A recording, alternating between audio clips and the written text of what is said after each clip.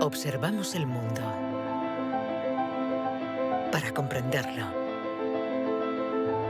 y para poder evolucionar. La inteligencia nos ha permitido forjar herramientas para comprender lo pequeño y lo infinitamente grande.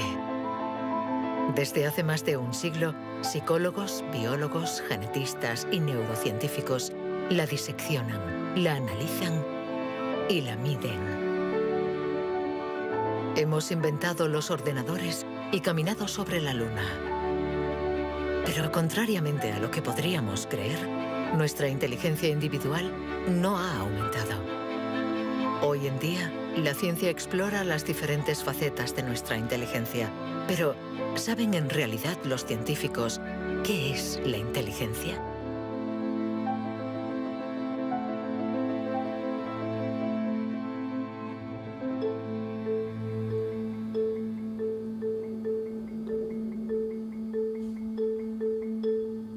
Inteligencia es relacionar. Unir elementos diferentes para hallar soluciones. Para entenderla, hay que conseguir dividirla y aislar todos sus componentes. Los investigadores estudian sus diferentes facetas.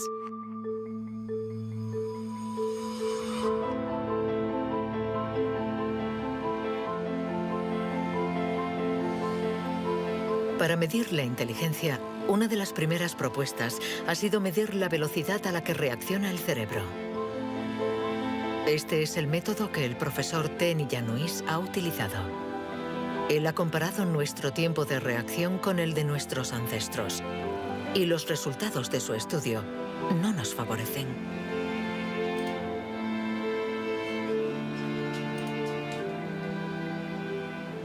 Para medir el tiempo de reacción, mostramos a una persona una luz sobre una pantalla y esta, pulsando un botón lo más rápido posible, debe decir si la luz aparece a la derecha o a la izquierda.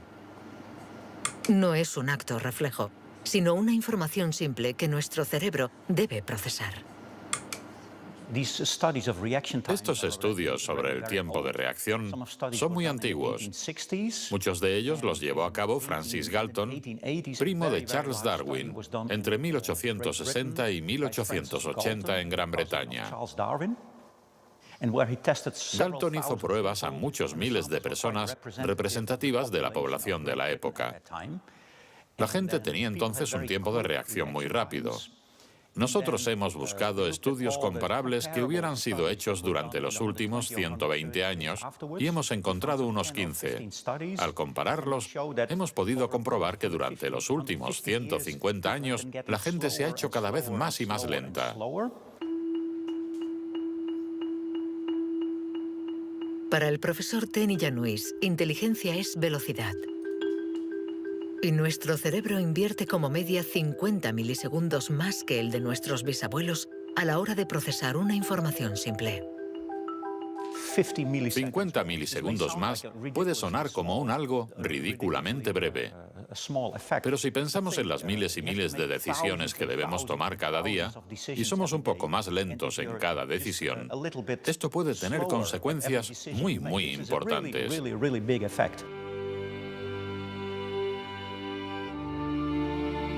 El profesor Tenny Yanois está convencido de que somos menos inteligentes que en el siglo XIX.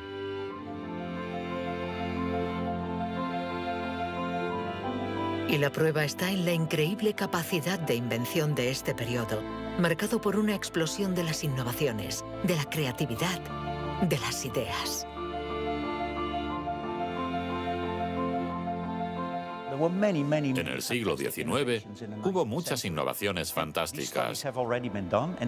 Hay estudios que muestran que el número de inventos por habitante era 4 veces mayor que hoy en día. El profesor Tenny Yanois piensa que nuestra inteligencia está en declive desde hace por lo menos 150 años. Pero en el siglo XIX, Sir Francis Galton ya pensaba que los ingleses eran bastante menos inteligentes que los griegos de la antigüedad, donde no faltaban las mentes brillantes. Entonces, y los predecesores de los griegos, los hombres prehistóricos. Es extremadamente difícil medir su inteligencia. Sin embargo, en el Instituto Max Planck de Leipzig intentan responder a esta pregunta reconstruyendo el cerebro de nuestros antepasados de la prehistoria.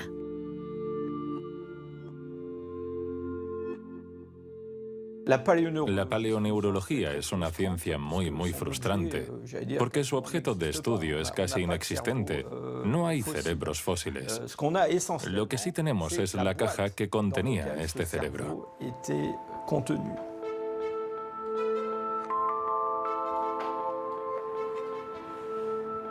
Al comparar nuestro cerebro con el del hombre prehistórico, los científicos han encontrado diferencias no solo en la forma, sino también en el tamaño. Algunos de estos individuos tenían un cerebro más grande que el nuestro. Sabiendo que todo lo que somos, todo lo que pensamos, nuestros recuerdos, la personalidad, las emociones, el lenguaje, todo depende de este órgano, entonces, ¿es que la inteligencia está relacionada con el tamaño? Sería absurdo pensar que no hay relación entre el tamaño del cerebro y la complejidad de los comportamientos, es decir, la inteligencia. Esto lo vemos en el reino animal. Los animales llamados más inteligentes, en particular los cetáceos y algunos tipos de delfines, por ejemplo, tienen cerebros muy grandes, con un gran número de neuronas. Por lo tanto, encontramos en ellos algo que también encontramos en los grandes primates y en el hombre.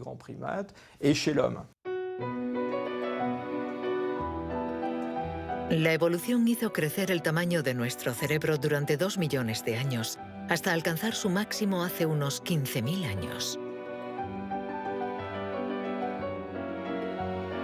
El hombre de Cro-Magnon, que pintó en la cueva de Lascaux hace unos 17.000 años, era un Homo sapiens como nosotros.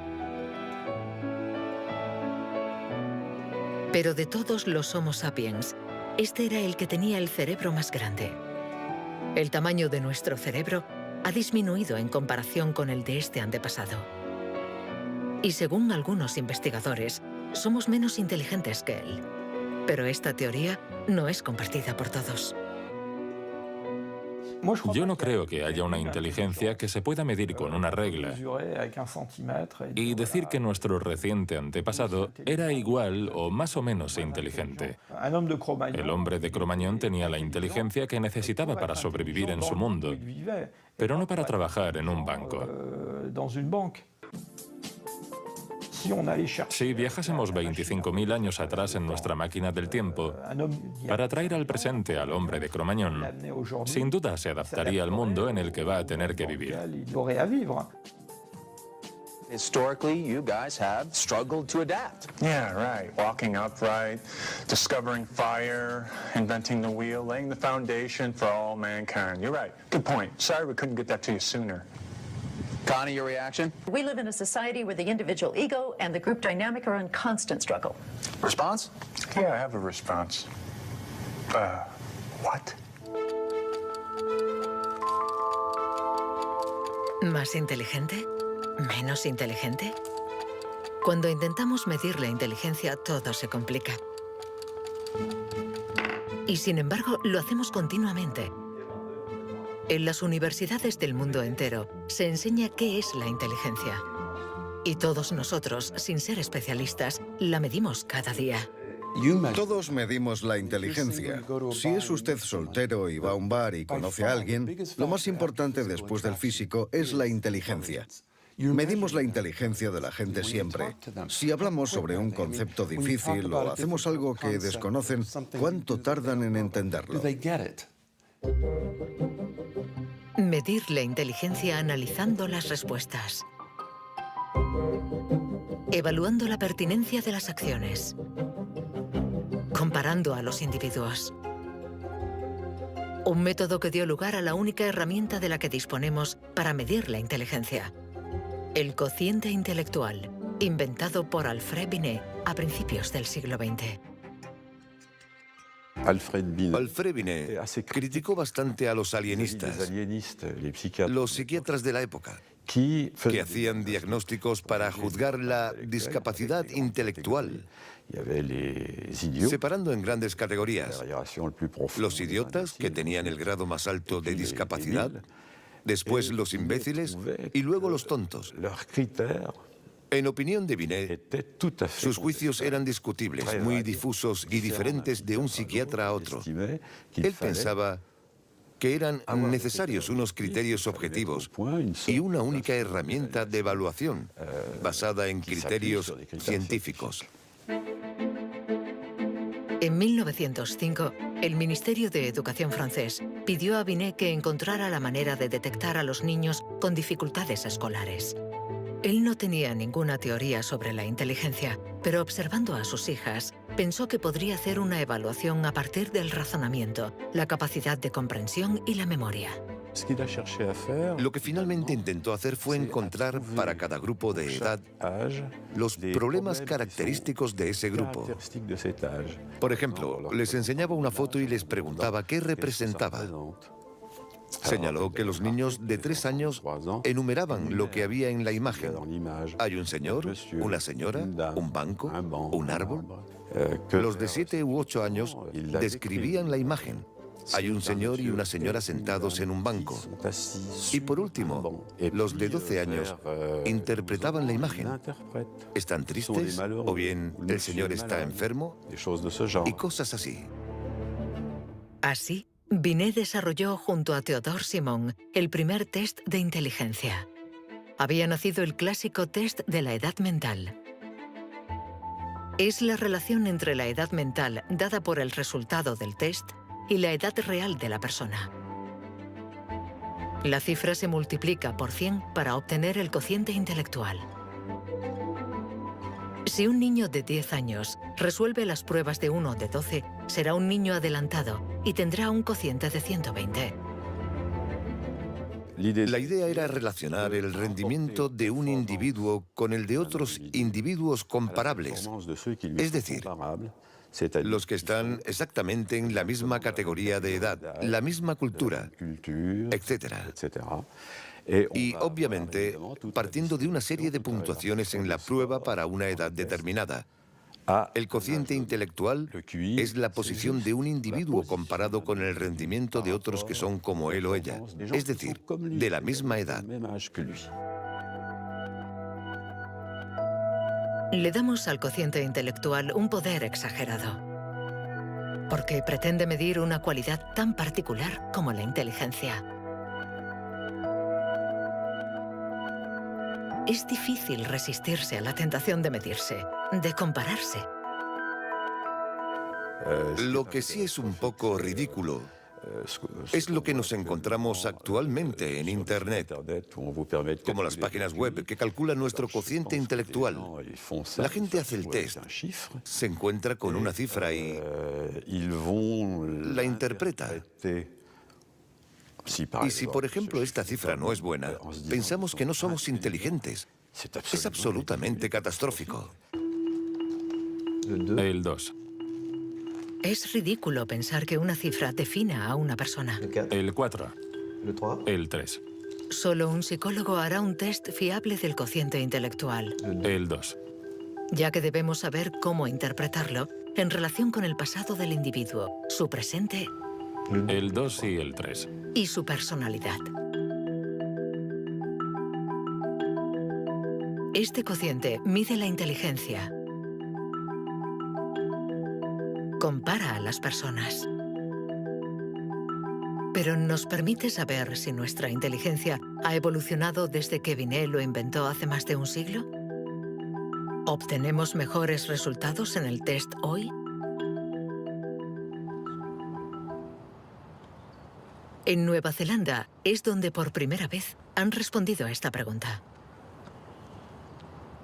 Allí, James Flynn ha hecho un descubrimiento sorprendente que los científicos de todo el mundo han bautizado como el efecto Flynn. El efecto Flynn supone el descubrimiento de que todas las naciones que entraron en la era industrial han obtenido mejoras considerables en los tests de cociente intelectual. He revisado toda la variedad de estas pruebas en 40 países, como en Francia, Holanda o Noruega, donde los jóvenes habían sido llamados al servicio militar. Se les ha dado cada año exactamente el mismo test, y las mejoras son muy evidentes. Hace 1 o 2 generaciones, la gente obtenía una media de 30 respuestas sobre 60. Hoy obtienen 45. Después de evaluar decenas y decenas de estudios, James Flynn ha mostrado que desde hace más de 60 años obtenemos mejores resultados en estos test. ¿Quiere esto decir que ahora somos más inteligentes que nuestros abuelos? Un cambio en el cociente intelectual no significa necesariamente un cambio en la inteligencia. Pongamos un ejemplo. Una persona hace hoy el test por primera vez. Si hace el mismo test al día siguiente, existe un efecto de aprendizaje. Su puntuación va a ser más alta, pero no quiere decir que se haya hecho más inteligente. Solo significa que se ha familiarizado con el test. El aumento del cociente intelectual se debe en gran medida al entorno, mejor alimentación y mejor educación. Nuestro cociente aumentaría de 2 a 3 puntos por cada año de escuela, y los años de escolarización han pasado de una media de 6 a principios del siglo XX a los 11 años de hoy en los países industrializados. Todos estos cambios añadidos han incrementado los resultados. Cuando realizamos un test hoy, estamos preparados en la medida en que la escolarización y otra serie de factores nos han dado la capacidad de aplicar nuestra lógica de forma abstracta. Es decir, que podemos ver una serie de números y acertar el siguiente.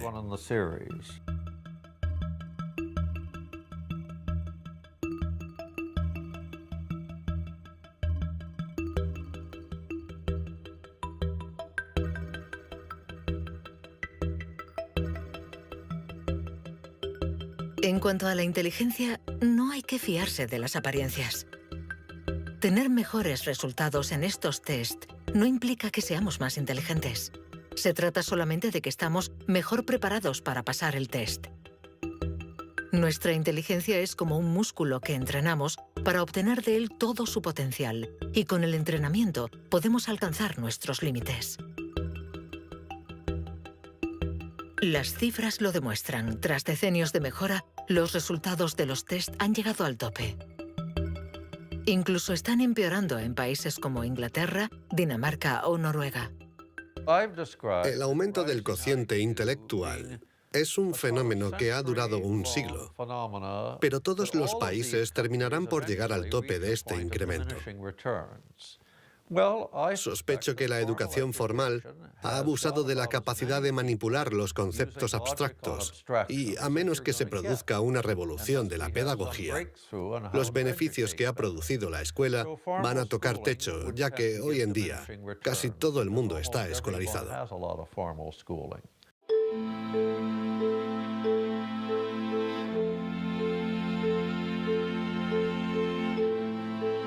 Un cociente estancado. Cerebros cada vez más lentos y más pequeños. ¿Dónde está nuestra inteligencia? Las primeras herramientas para medir la inteligencia se inventaron hace más de un siglo. Y todavía estamos influenciados por las teorías de Sir Francis Galton y Alfred Binet. Pero hoy podemos llegar más lejos. En lugar de medir lo que la inteligencia produce, pongamos nuestra atención en el órgano que produce la inteligencia.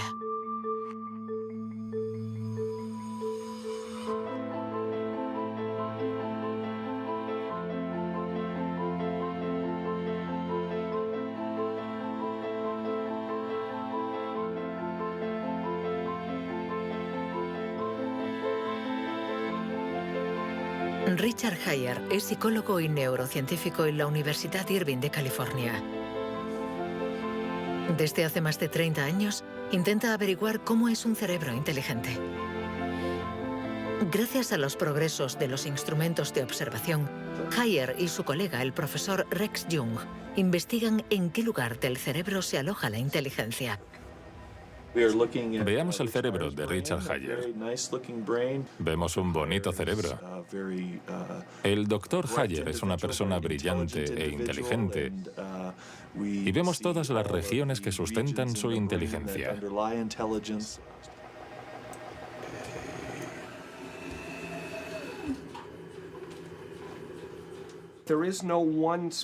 No existe ninguna zona en el cerebro a la que podamos llamar centro de inteligencia.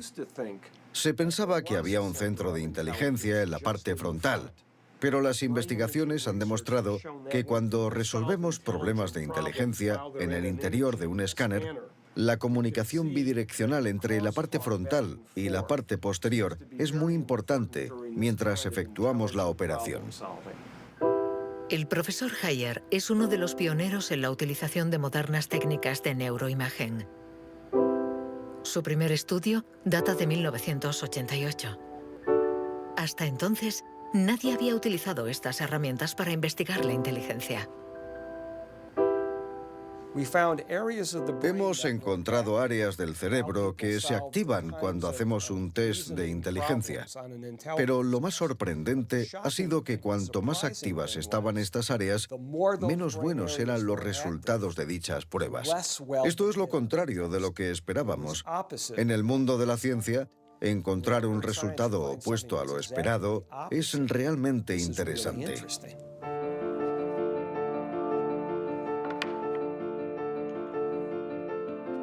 Un cerebro inteligente no es un cerebro que funciona más, sino todo lo contrario. Es un cerebro que funciona menos.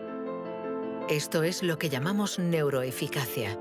Ser inteligente consiste en resolver un problema con el mínimo esfuerzo.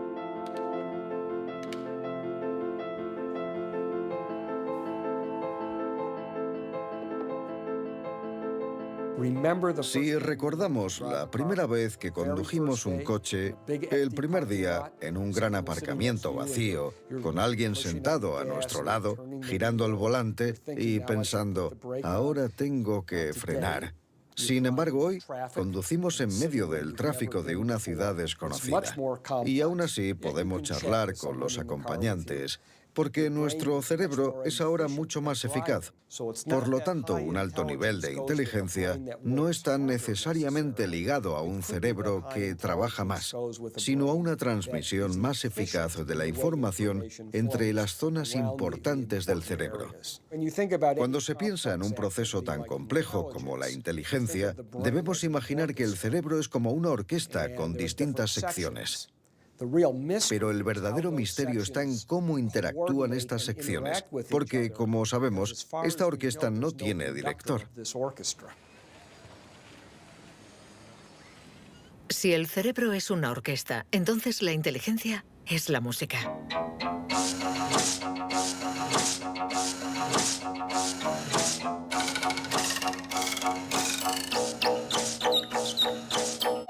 Cuando empezamos a interpretar la partitura, nunca sabemos cómo van a tocar juntos los músicos.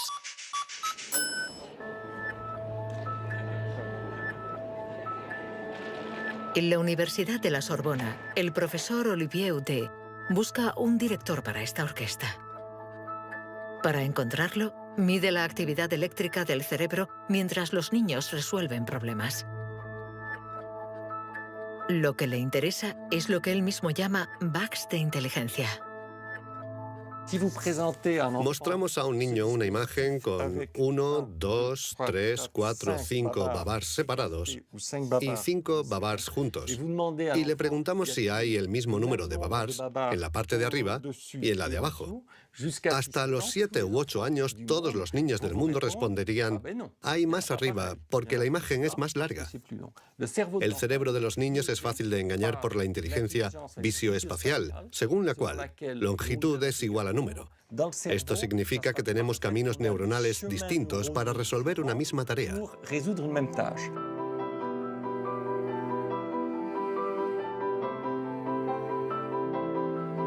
Contar o medir.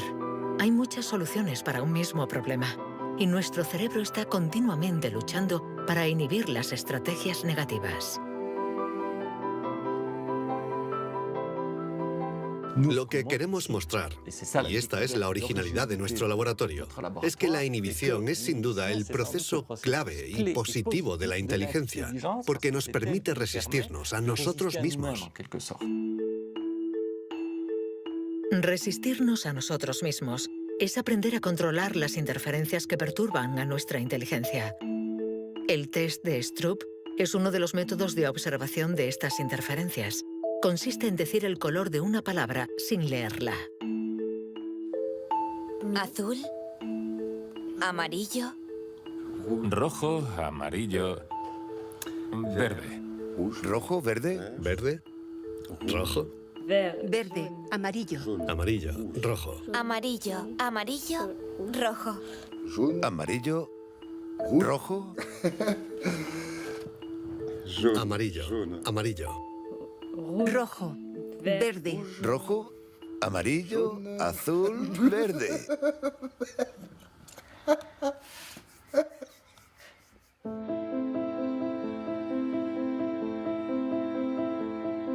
Para resolver un problema usamos diferentes regiones del cerebro unidas entre sí, pero que a veces entran en competencia. Pero ¿cómo se comunican las diferentes regiones? Este tema le interesa al profesor Douglas Fields, del Instituto Nacional de la Salud de Washington. El cerebro está hecho de dos clases de tejidos, materia blanca y materia gris. Todos hemos oído hablar de la materia gris, que es donde se encuentran las neuronas, en la superficie del cerebro. Pero debajo hay miles de conexiones, de cables, de axones que conectan las neuronas formando circuitos. Y es de color blanco porque estos axones están aislados por una membrana celular llamada mielina.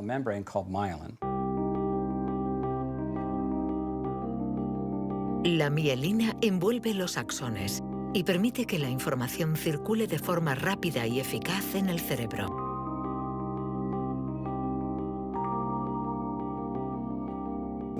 Cuando nace un niño, su cerebro no está maduro. Sus funciones son mínimas. Un bebé no puede hacer casi nada. No puede alimentarse, su visión es muy limitada, no puede andar ni sujetar su cabeza. Esto se debe a que nuestro cerebro está siendo permanentemente moldeado por el entorno. Y una de las cosas más interesantes respecto a la mielina es que se forma después de nacer. La mielina es esencial para que la información circule de forma eficaz por el cerebro. Es esencial para nuestra inteligencia. Pero en la actualidad, la formación de la mielina está alterada. Barbara Demnex, endocrinóloga del Museo de Historia Natural de París, estudia cómo nuestra inteligencia está amenazada por uno de los azotes del siglo XXI. La contaminación. En cualquier parte del mundo donde vivas, estarás expuesto a ciertas sustancias químicas que interfieren en el funcionamiento de la hormona tiroidea. Esta es la hormona producida por la glándula tiroides que está en la base del cuello. Es necesaria para el desarrollo del cerebro desde las primeras etapas del feto hasta una edad más avanzada como la mía, para asegurar el mantenimiento de las funciones mentales, incluida la mielinización. La Autoridad Europea de Seguridad Alimentaria ha analizado 297 pesticidas. Entre ellos, más de 100 afectan al funcionamiento de la hormona tiroidea, como el bisfenol A, el PCB y los productos ignífugos. Productos químicos con los que estamos en contacto a diario. El equipo de Barbara Demnex ha demostrado que estos productos bloquean los receptores específicos de la hormona tiroidea de cada una de las células cerebrales y los efectos son considerables. Hay una evidencia sólida. Los científicos hemos observado los niveles de exposición en las madres. Se han comparado diferentes niveles de exposición y hemos visto que los niveles más elevados estaban asociados a una pérdida de 5 a 6 puntos de cociente intelectual en sus hijos. Cierto es que la mayoría de nosotros no percibimos la diferencia, pero es evidente que 5 puntos menos de cociente intelectual pueden suponer una gran diferencia en cuanto al éxito escolar o al éxito en la vida. Y saberlo puede ser muy preocupante para los padres.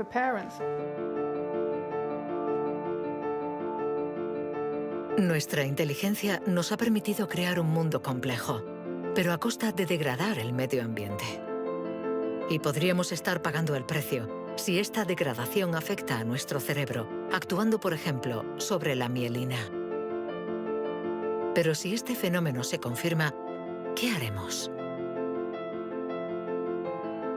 Durante más de un siglo, hemos pensado que los procesos mentales se debían solo a la actividad eléctrica de las neuronas.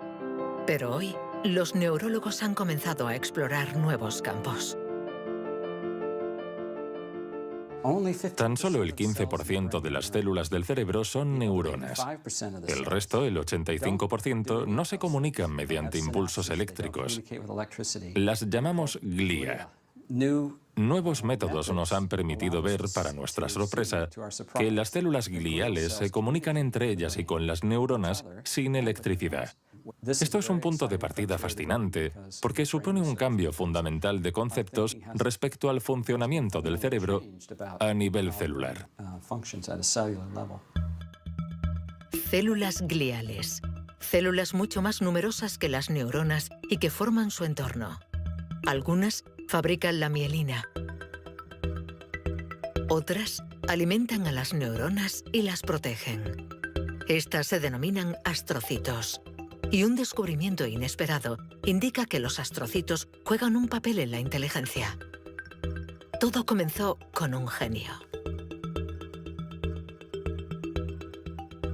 En abril de 1955, en el Hospital Princeton de New Jersey, el patólogo Thomas Harvey dirigió la autopsia de Albert Einstein. El 18 de abril, a las 8 de la mañana, decidió robar el cerebro del hombre considerado como la encarnación del genio. Pretendía examinar este preciado órgano para encontrar el secreto de la inteligencia. Después de esconderlo en su casa durante 27 años, autorizó a otros científicos a examinarlo. Estos descubrieron en el cerebro de Einstein lo que podría ser el secreto de su inteligencia.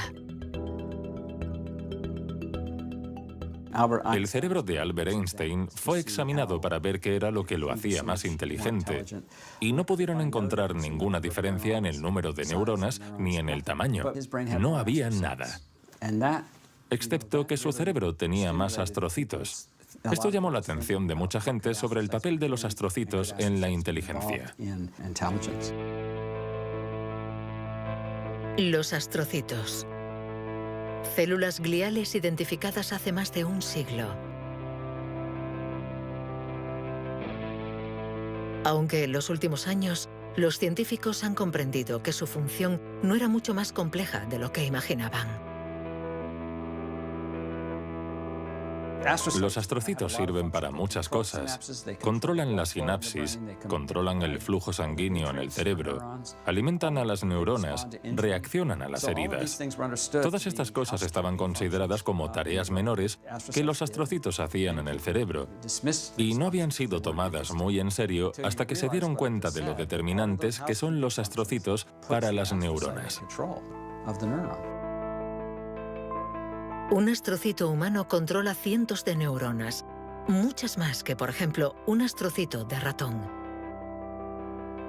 Basándose en esta observación, un equipo de la Universidad de Rochester ha realizado un experimento fascinante. Para entender mejor la inteligencia humana, han decidido cruzar la barrera de la especie y han trasplantado astrocitos humanos en el cerebro de un ratón. Hemos trasplantado astrocitos humanos en ratones y el trasplante invadió literalmente todo su cerebro.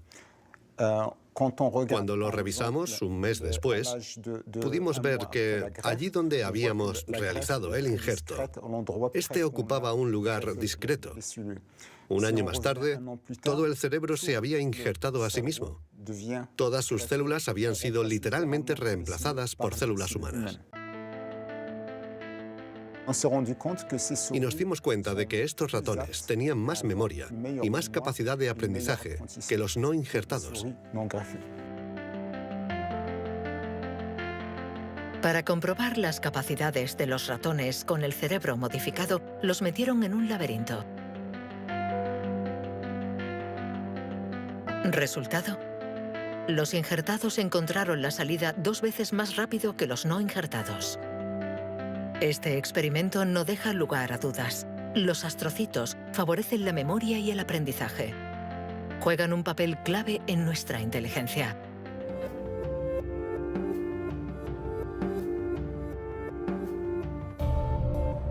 La inteligencia se refleja en el funcionamiento del cerebro. Pero ¿cómo se explica la diferencia entre las inteligencias de nuestros colegas, amigos o padres? ¿Es que tienen más materia blanca, menos astrocitos o sus neuronas son más rápidas? El origen de nuestras capacidades se encuentra en parte en nuestros genes. Robert Plomin estudia la genética del comportamiento. En sus investigaciones ha visto crecer a miles de niños y gracias a ello espera poder encontrar los genes que influyen en la inteligencia. A menudo la gente desea saber en qué medida la inteligencia viene determinada por los genes. En primer lugar, hay que insistir en que la palabra determinar no es adecuada. Debemos decir influenciar, ya que, como sucede con el tamaño, está estrechamente relacionado con los genes, pero no determinado por ellos. Si somos altos, es probable que nuestros hijos sean más altos que la media, pero si están mal alimentados o enfermos, serán más bajos. Esto no es determinar, es influenciar. En otras palabras, los genes nos dan el potencial y el entorno decide el resultado final. Para entender las relaciones complejas entre genes e inteligencia, Robert Plomin ha realizado miles de test en gemelos. Los gemelos idénticos tienen la particularidad de ser clones, tienen exactamente los mismos genes. Son completamente idénticos. Mismo pelo, mismos ojos, pero ¿tienen los mismos resultados en los test de inteligencia? La respuesta es sí. Sus resultados se parecen mucho más que los de otros hermanos. Esta es la prueba de que, sin ser completamente determinantes, los genes sí juegan un papel crucial.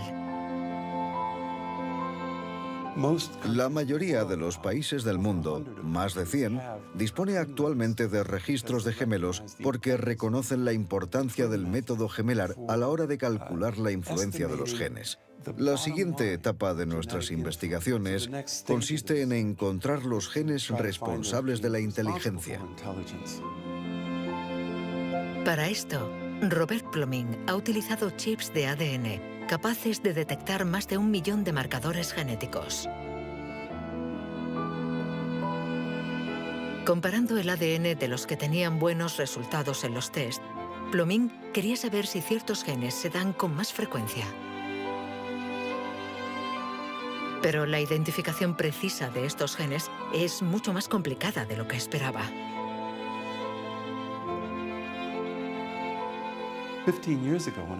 Hace 15 años, cuando comencé a buscar los genes de la inteligencia, nadie imaginaba que sería una tarea tan difícil. Pudimos identificar más de 300 genes que influyen sobre la inteligencia. El problema era que habíamos estudiado solo el 1%.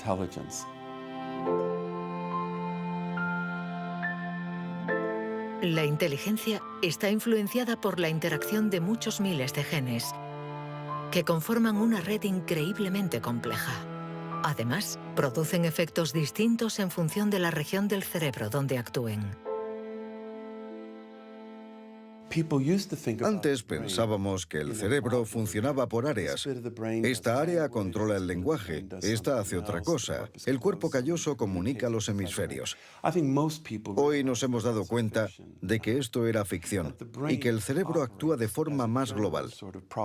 Desde un punto de vista genético, se ve más claro todavía, ya que la mayoría de los genes que actúan sobre el cerebro actúan sobre muchas regiones del cerebro.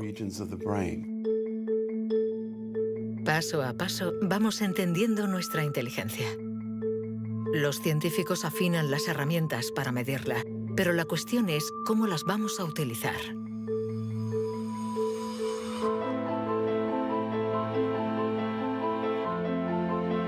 La inteligencia es lo que mejor predice nuestro nivel de estudios o nuestro empleo. Por lo tanto, hablar de la inteligencia es delicado, ya que tendemos a valorar, clasificar y jerarquizar, con el riesgo a equivocarnos que conlleva.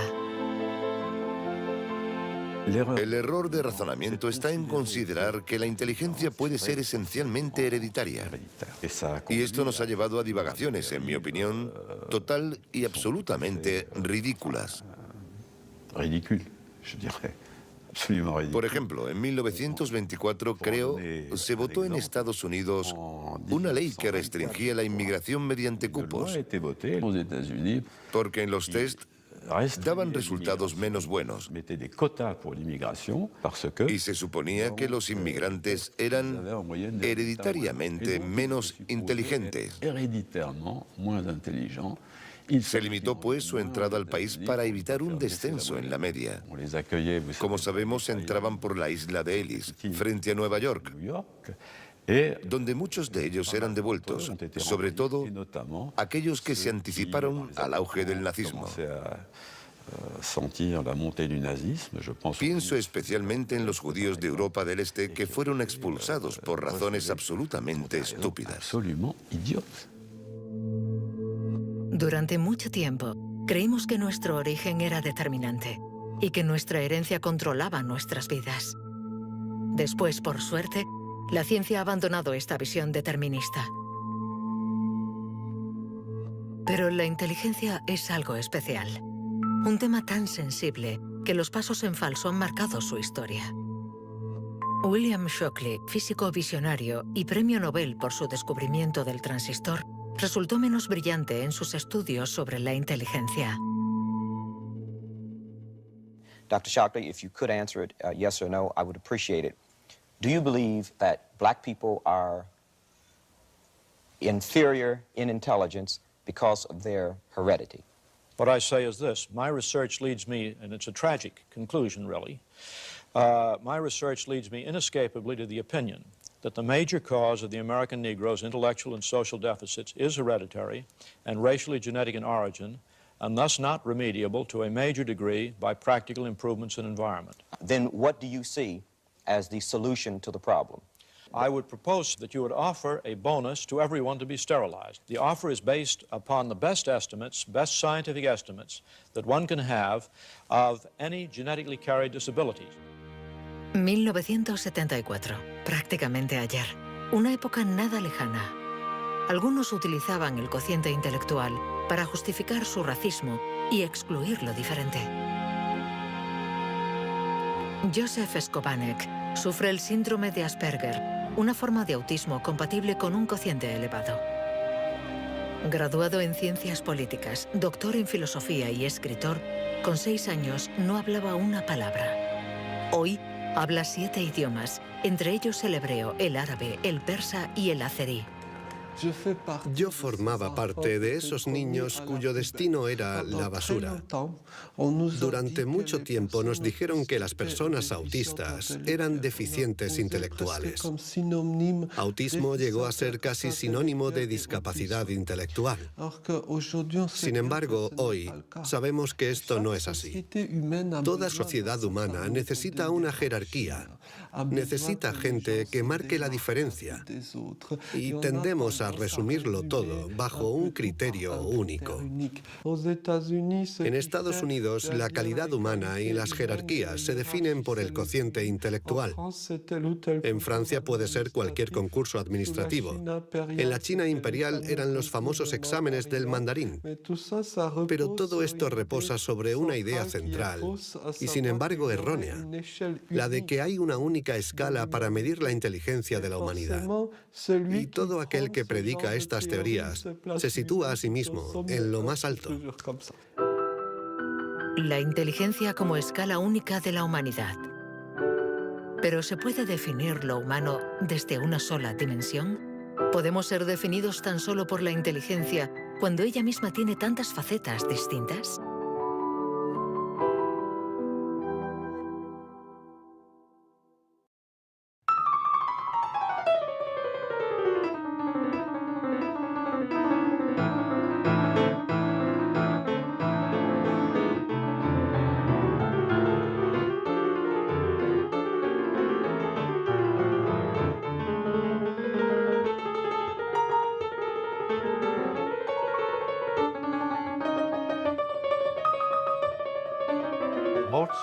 Nos han dicho siempre que Mozart podía tener en la mente una sinfonía entera. Cuando escuchamos una sinfonía, debemos seguirla a medida que se desarrolla en el tiempo. Sin embargo, él la veía en su totalidad. Viene a ser la clase de complejidad mental de un matemático cuando tiene en mente 7 u 8 fórmulas y conoce todas las conexiones posibles entre ellas. Pero siempre podemos argumentar. ¿La inteligencia musical es inteligencia? No importa. Lo que importa es que existe y que aquellos que la poseen no tienen necesariamente un cociente intelectual elevado.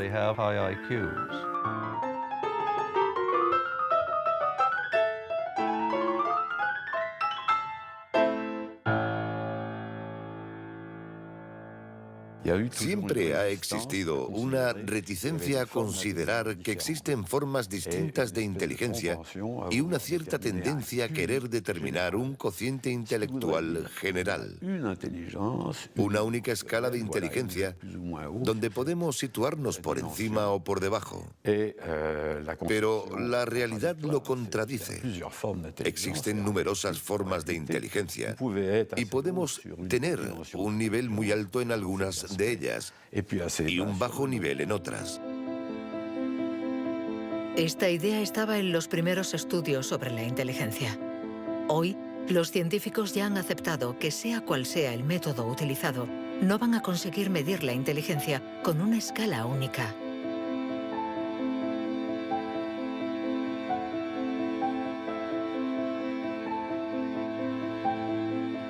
En la Universidad de Nuevo México, el profesor Rex Jung está convencido de que para resolver cualquier tipo de problema usamos distintos tipos de razonamiento.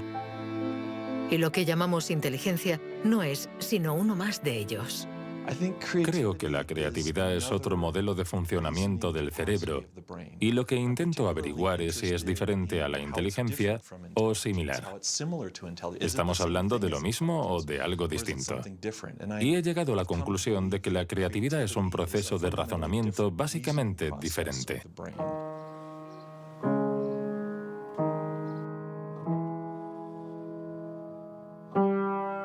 Leer una partitura es ser inteligente utilizando nuestros conocimientos.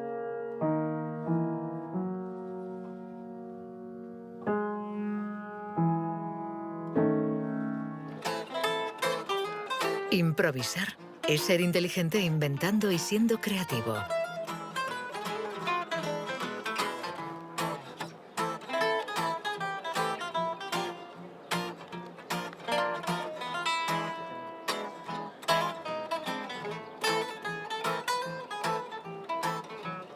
Un músico puede ser a la vez inteligente y creativo, un sujeto de estudio ideal.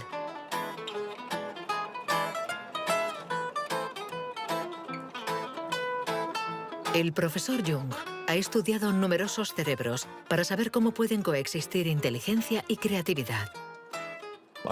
Trabajo sobre la hipótesis de que son complementarias y que hay dos redes diferentes en el cerebro que cooperan para permitirnos razonar. Una es un tipo de razonamiento inteligente y la otra un tipo de razonamiento creativo. Y las dos son extremadamente importantes. Estamos muy cerca de comprender cómo funcionan. Nuestra teoría es que la red de la inteligencia se sitúa sobre todo en la superficie del cerebro. Con la creatividad las cosas son diferentes, porque depende principalmente de la llamada red de modo por defecto, situada en el interior del cerebro. Estas dos redes intercambian permanentemente información para que podamos resolver los problemas que nos plantea el mundo en que vivimos.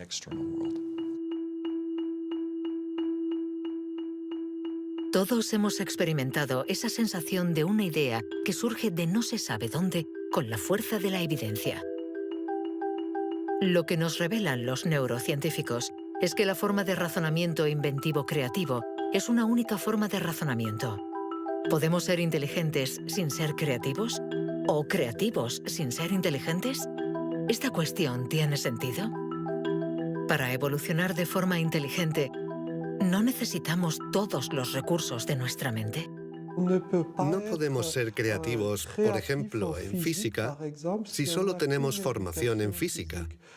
Para ser creativos en física, necesitamos estar educados en ese universo extraño y poder utilizar y reutilizar los mecanismos mentales que hemos aprendido en otros contextos.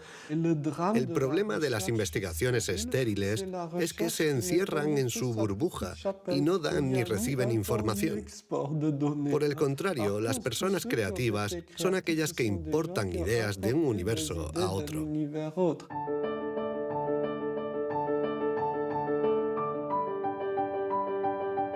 Los hilos se tejen.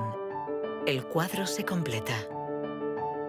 Los científicos ensamblan poco a poco las diferentes piezas de nuestra inteligencia.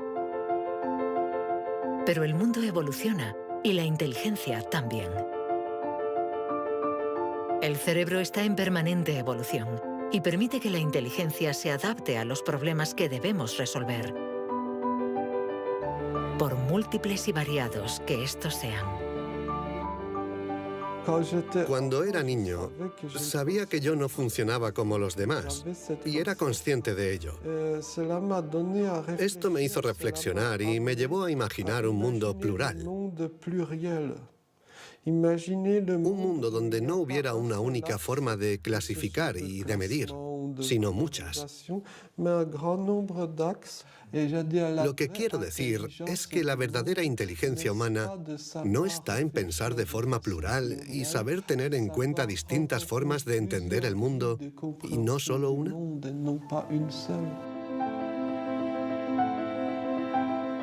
El papel de la ciencia no debe ser el de decir si somos más o menos inteligentes que nuestros vecinos o que nuestros antepasados, sino el de ayudarnos a entender cómo funciona nuestro cerebro. Así, sabremos cuidar nuestra inteligencia y también mejorarla para tejer hilos de unión entre nosotros y la diversidad que nos rodea.